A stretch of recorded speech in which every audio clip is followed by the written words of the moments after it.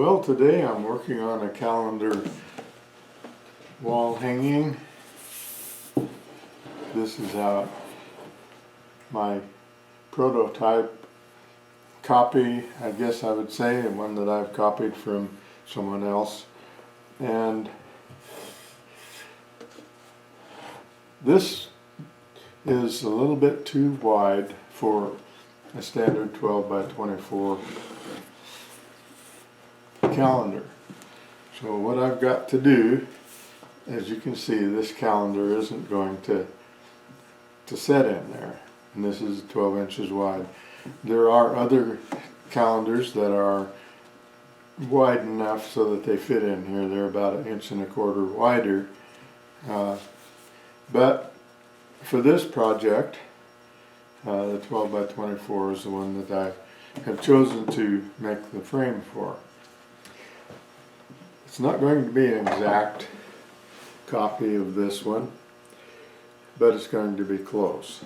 So what they've done on the back, as you see, they've put in a piece of masonite to hold the calendar in.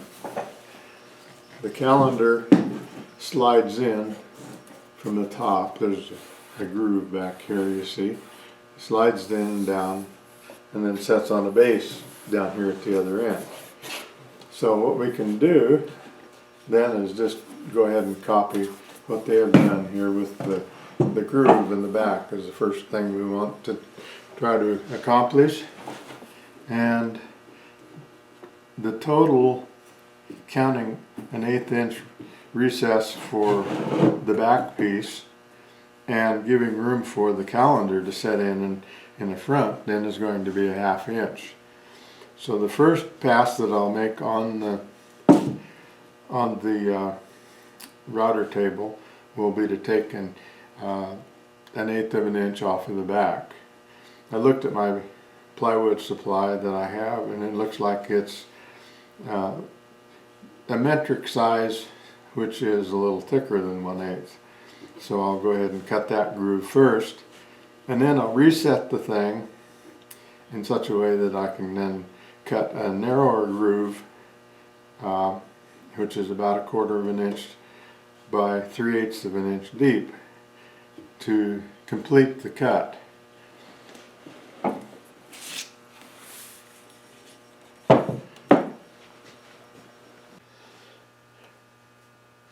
I forgot to mention that we're going to cut a 1/2 inch deep on that 1/8 deep groove. The first pass will be a 1/2 inch, but we want to have a stop cut, and so what we're going to have to do, I've put a piece of tape on my router fence, and I've got it set up so it's 1/8 of an inch deep.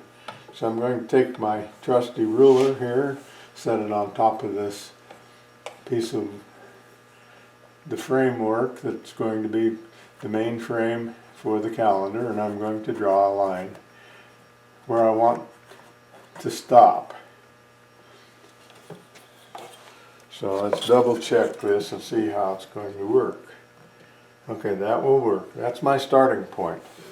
Now, in order to get my stopping point, I'll go to the opposite side of the router bit and set it so that, set my piece of wood so that it's just parallel with the cutting edge of the blade. This can be off just a little bit, so we're not going to be too critical here. Now I'll take my tape again, try to keep my hands out of the way here, and I have marked a mark, of course, on here where I want to stop. So now I'm going to put this mark like here on the same piece of tape. So now we have our starting point and our stop point. So how that's going to work is that we will raise this up and then drop it down onto with the router running onto the bit, plunge it down to a full depth, and then since it's only 1/8 of an inch we're taking off, the router bit will take it just fine. Then we'll run it through all the way through until we come to the mark on the other end.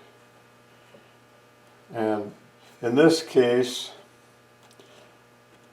where we will stop will be at the end of the piece. That will line up here. And you can do it a little different if you want to, so that you come out right, but that's the principle of the thing. Now this is the front, and I rounded over the edges, as you can see. So what we want to do is lay it on its side like this to run it through. And then of course we're doing what I described earlier. So I'll put a feather board on and we'll get going on this. It might look like I'm getting my hands awfully close to this router bit, but in actuality I'm way back away from the cutting part. So we're lined up and ready to drop it in. We'll run it to the other end and raise it up, and we'll have our first cut.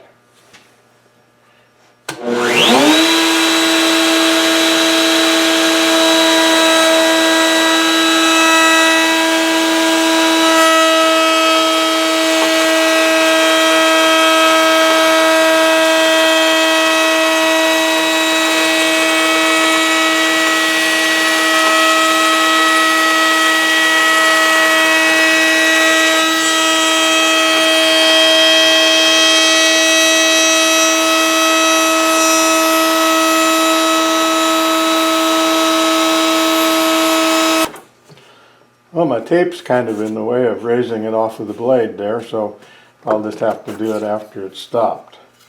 So there's what we have.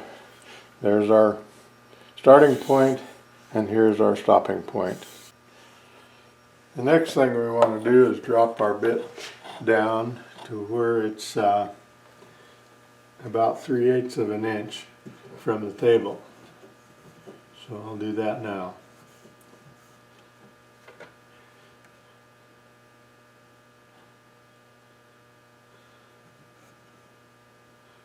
There, that's just about right. What that will do is give the backing room to lay in the groove, and then what we will do is cut a little more off of the, we'll take another 3/8 of an inch off here for the calendar to set inside of. But we also have to change the depth of the cut, because at first we had it at 1/8 of an inch, and now we want to allow another 3/8 of an inch for the calendar thickness. Okay, after deliberating on it a little bit, I determined that we do need to back our fence away about, so that we're 3/8 of an inch. So we have 1/8 for the thickness of the backing board, piece of masonite or plywood, whichever you decide to use, and then we need another 1/4 of an inch for the thickness of the calendar. So right now what I'm doing is backing the fence away so that we have 3/8 of an inch from the fence to the front of the blade. Now, just because I'm a chicken, I'm going to double check it on a piece of wood here. Just a salvage piece, and we'll see if this comes out the way we want it.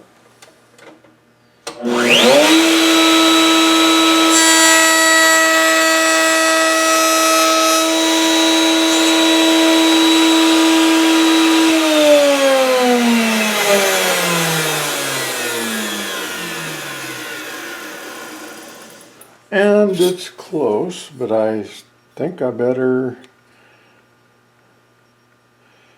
well, as a matter of fact, it's right on 3/8 of an inch for the calendar groove and 1/8 of an inch for the backing board. The depth Get my ruler, go in the right direction. And the depth is 1/4 of an inch. So I think we're in business. Okay, I've reset my feather board to compensate for the amount that we backed the fence back away from the router bit. So now using the same marks that we had for our original cut, we're going to make a second cut, which will give us the little relief that we need for the calendar to set in.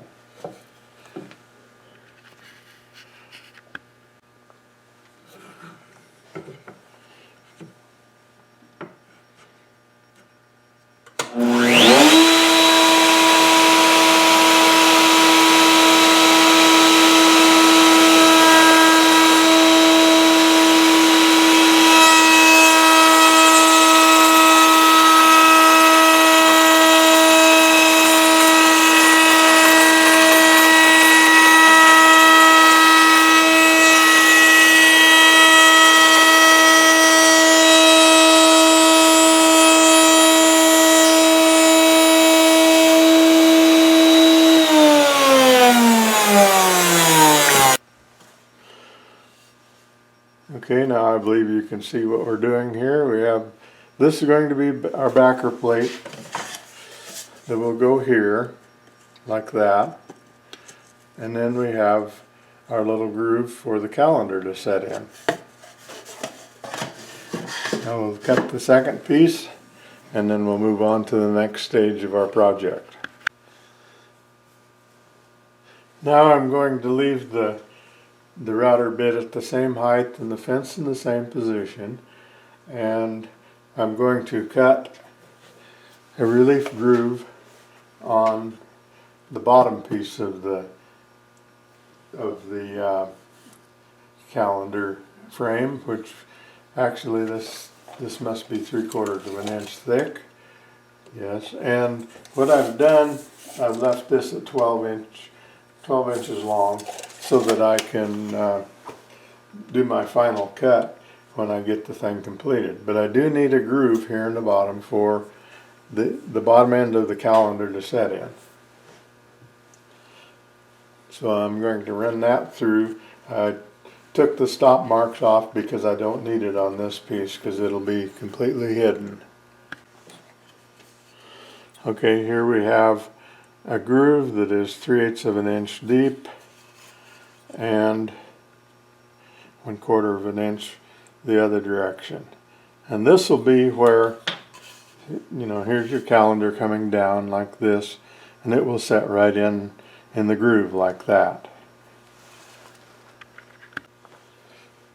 One thing I forgot to do was to cut the 1/8 inch rabbet in the back of this thing for the backer board to set in.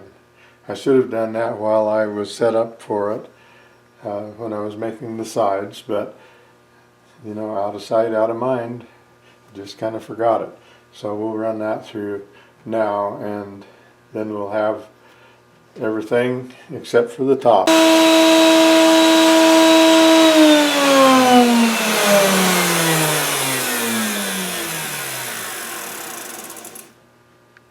And the top cross member horizontal piece is going to be a little bit different because it's a 1/2 inch thick to allow room for the calendar to slide in between the back and the top board.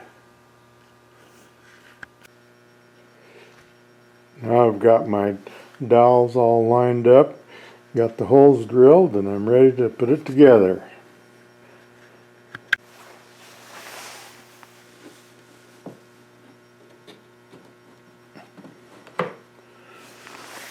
Yeah, that's a pretty nice dry fit.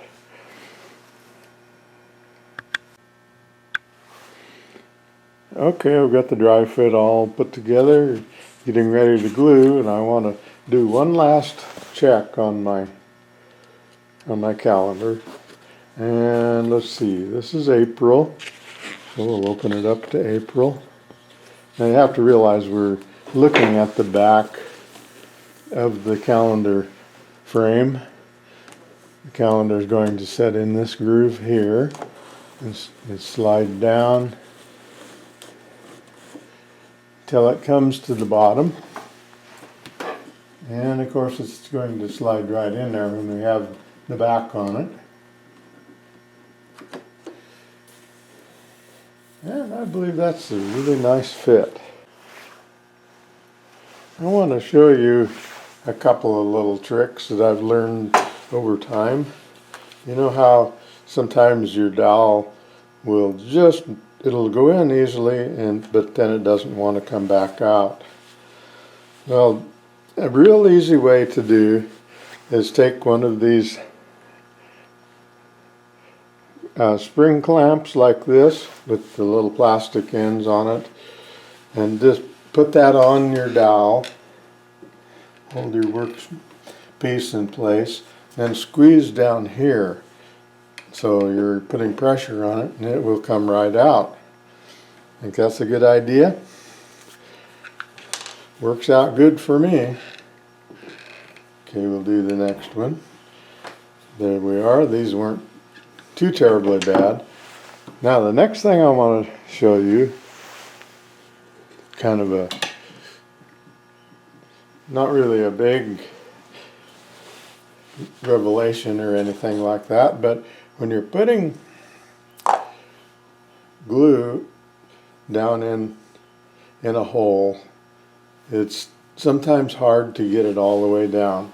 And here's one way that works really good for me, is to take a little dab of glue on the end of a small dowel and just put it down in the hole, and it's going to want to set at the top at first. So what you want to do is rotate your dowel a little bit and just kind of pump it up and down, and it kind of works like a water pump, or a pitcher pump, just a little bit, and it will just settle right down into the hole. Couple of tricks for the day. We'll do the next one. So we've got quite a puddle there at the top, don't we? Just work it up and down, kind of around the edges of the hole just a little bit. Just let the dowel do the work.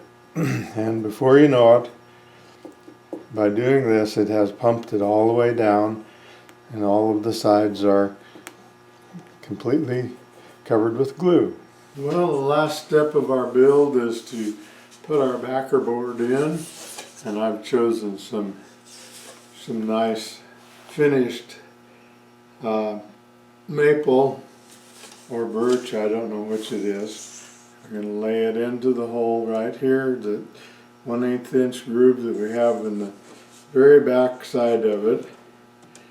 And what I'm planning to do is just fasten this in with some brad nails, because I don't want a bunch of glue down in the groove where the calendar is going to slide in here. So that will be it for our build. I'll turn it over and we'll slide the calendar in. You can see what it looks like when it's not finished, but the woodworking part is finished. Now let's see, since it's April, we better see if we can come up with April here. But since I'm not much of a sea creature lover, why, some people are. So we're going to just see what happens here. Now this will slide right into the bottom slot like that. Okay, there we are, the finished product, except for finishing the wood with our stain and our sealer. And so this is Wayne signing off for another week. I hope you've enjoyed this calendar bracket build. I know a couple of people that I'm going to build it for are going to really enjoy it. So we'll see you next week. Take care now.